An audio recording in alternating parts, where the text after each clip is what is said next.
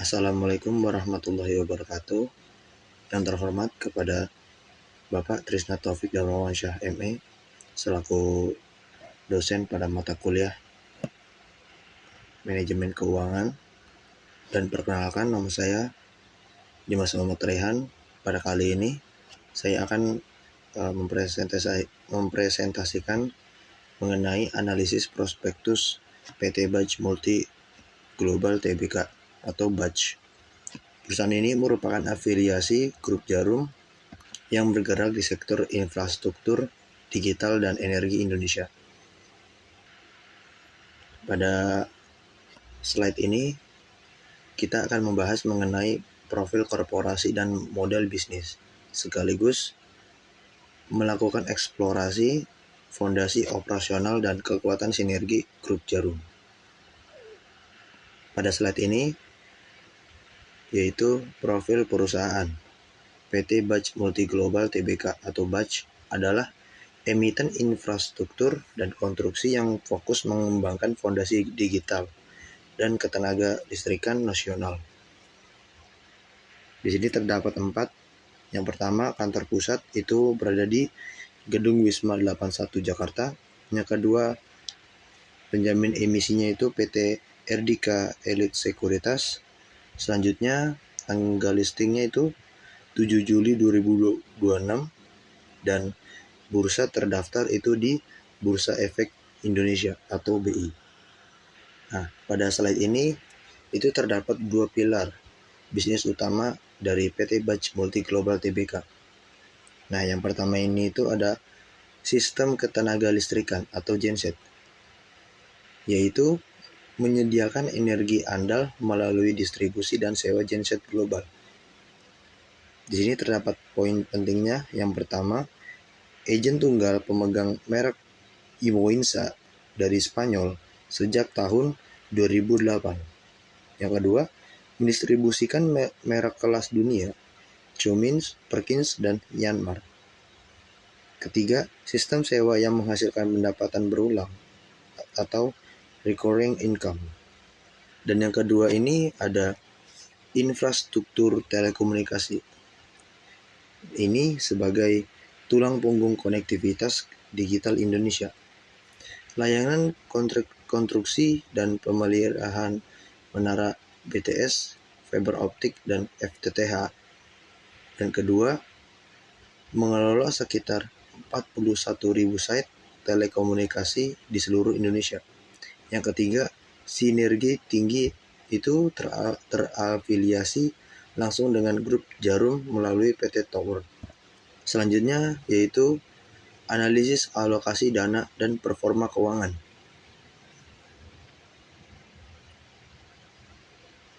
Nah, kita melangkah ke bagian berikutnya yaitu analisis alokasi dana dan performa keuangan untuk melihat produktivitas, modal segar, dan dinamika profitabilitas emiten. Pada slide ini ditampilkan tabel rencana alokasi dana IPO, yaitu komponen alokasi beserta rincian kebutuhan, persentase, dan nominal dalam rupiah. Itu yang pertama untuk pelunasan utang. Rincian kebutuhannya adalah pembayaran pinjaman ke Bank Permata dengan persentase minus 29,6%. Nah, itu senilai 91,2 miliar. Yang kedua, sebagai modal kerja. Nah, rinciannya itu kebutuhannya adalah pembelian genset baru untuk ekspansi dengan persentase minus 69,4%, senilai 213,48 miliar. Jadi, total dana IPO yang menjadi target perolehan modal bersih itu adalah 100% dengan nominal 307,50 miliar.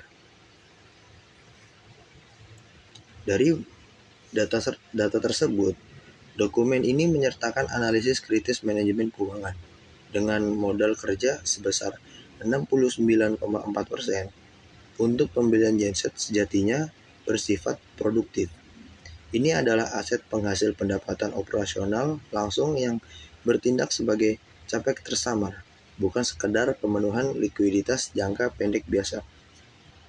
Selanjutnya yaitu lompatan kinerja keuangan.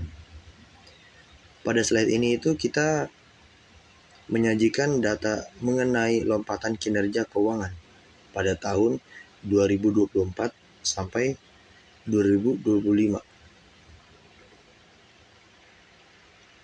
Berdasarkan visualisasi tingkat pertumbuhan kinerja, itu ada dua indikator pertumbuhan utama.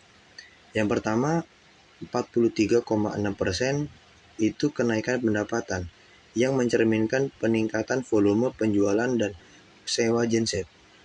Nah, yang kedua itu 97,5%. Kenaikan laba bersih.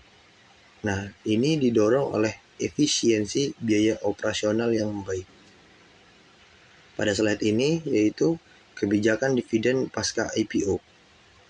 Kemudian pada slide ini tuh dibahas tentang kebijakan dividen pasca IPO yang terbagi ke dalam dua fokus analisis.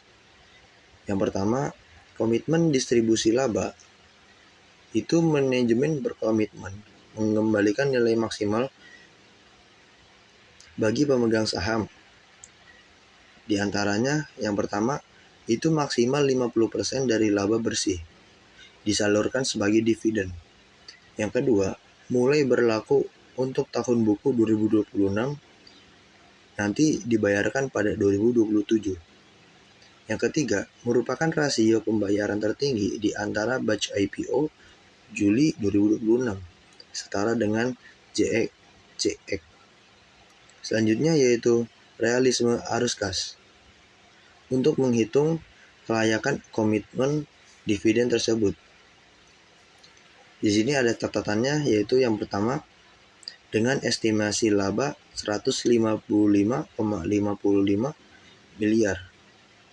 Dividen itu 50% setara dengan minus 77,8 miliar. Realisasi bergantung pada kekuatan likuiditas operasional pasca deleveraging Bank Permata. Yang ketiga itu dukungan Grup Djarum itu memperkuat kepastian finansial jangka panjang. Selanjutnya yaitu struktur kepemilikan dan dilusi saham. Yang pertama yaitu mengenai efek dilusi publik, aspek bagaimana IPO mempengaruhi porsi kepemilikan modal existing. Yang pertama, porsi publik sebesar 15,06% pasca IPO. Yang kedua, dilusi pemegang saham pendiri BMSI dari 61,55% menjadi 46,50%. Yang ketiga, daya tarik tinggi. Itu tidak ada skema MESOP, ESOP, atau waran yang berpotensi memicu dilusi lanjutan. Sementara itu, ada aksi korporasi unik opsi GTP yang mengatur perpindahan kendali strategis pasca IPO dengan rinciannya yaitu yang pertama, GTP itu anak usaha tower atau Grup Djarum. Memiliki opsi beli 1,04 miliar itu saham dari BMSI. Yang kedua, eksekusi opsi akan menjadi GTP sebagai pemegang kendali mayoritas 51%. Yang ketiga, bukan berupa penerbitan saham baru, melainkan perpindahan kepemilikan antar pemegang saham existing. Selanjutnya yaitu manajemen risiko dan mitigasi regulasi. Di sini terdapat poin-poin manajemen risiko dan mitigasi regulasi. Itu terbagi menjadi 3. Yang pertama, konsentrasi klien. Itu mayoritas pendapatan lini telekomunikasi bertumpu pada internal Grup Djarum seperti Tower, Protelindo, dan SUPR.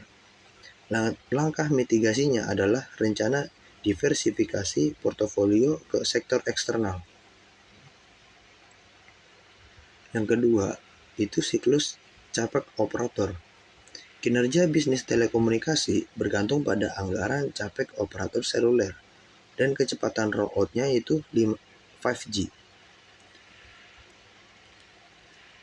Langkah mitigasinya adalah penetrasi ke pasar genset non-telco dengan proyeksi CAGR 9,1% sampai dengan tahun 2035.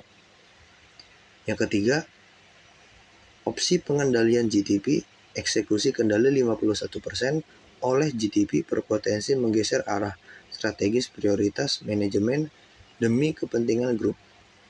Langkah mitigasinya adalah pengungkapan opsi secara transparan sejak prospektus awal.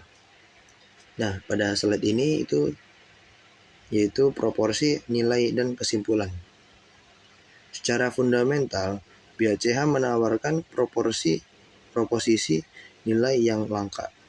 Pertumbuhan laba hampir 2 kali lipat dengan valuasi PE hanya 10-13 kali, didukung oleh ekosistem super kuat grup Jaum.